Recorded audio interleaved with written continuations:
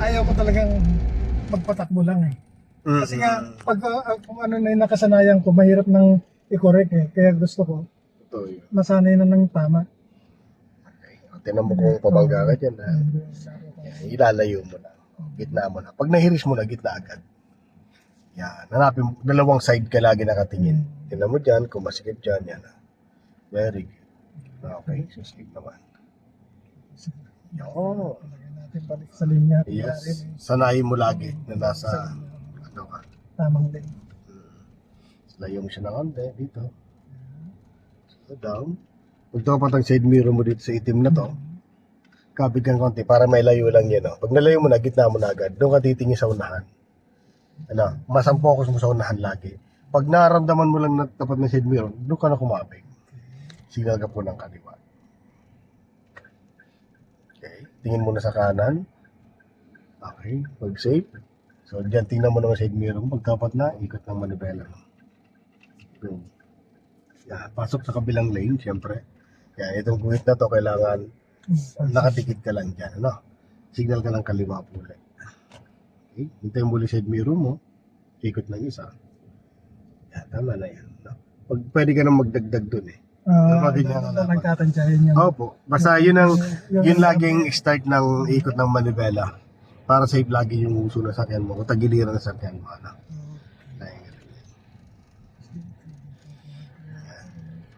Tingnan mo kung yan. Sige. Dulo ulit po tayo. Sa kaliwa tayo. Sa dulo.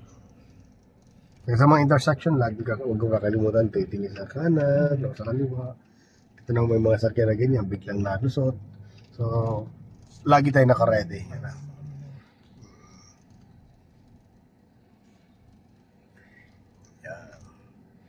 Posisyon sa kabilang lane. Kasi galing kay Singapore. So, mamaya, nasanay ka lagi nasa kaliwa. Ano? Kahit bike lang yung ginagamit ko, pero nasa kabilang lane. Mahirap pag nasanay yung utak mo dun. Ano? Mahirap i-adjust. Eh, pagtawid nga eh, iba yung nakatingin ko, tapos salungat pala yung direksyon eh. Ayan, tinan mo ba dikit ka na dyan sa itim, layo mo. Layo mo pa konti. Malapad ka sa kanan. Yun.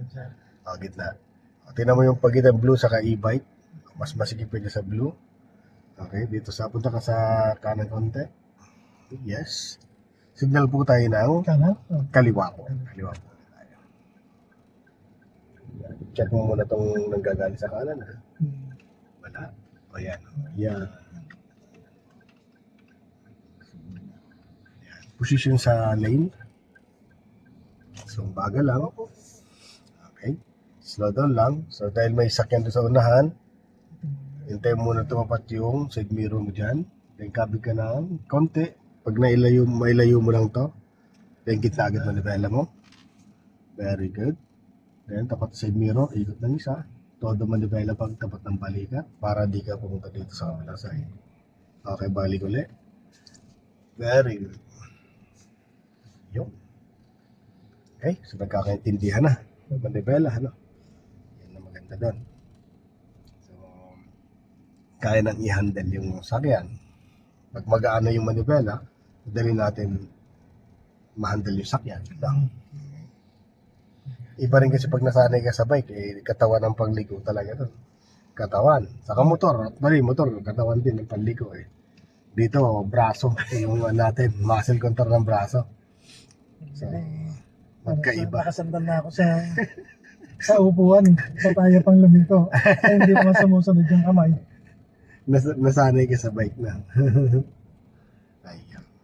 So, importante siya sa pagliligo, sir, o pag control ng sakyan, mapabagal mo yung sakyan mo. Okay. Unang lagi nasa isip mo din yung brake. Lagi nandun ang isip mo. Kaya pabagal muna. Pero pag ma-develop na muscle memory mo yan, kaya di mo na siya isipin ng nagkukusa na siya, may sarili na siyang utak. Para may kusa na siya. Pero ngayon, di pa. Kasi bago mo lang nagdalag yung sakyan mo, first time ka nagdadag. So kailangan, nandun muna yung isip mo lagi sa brake. Siya.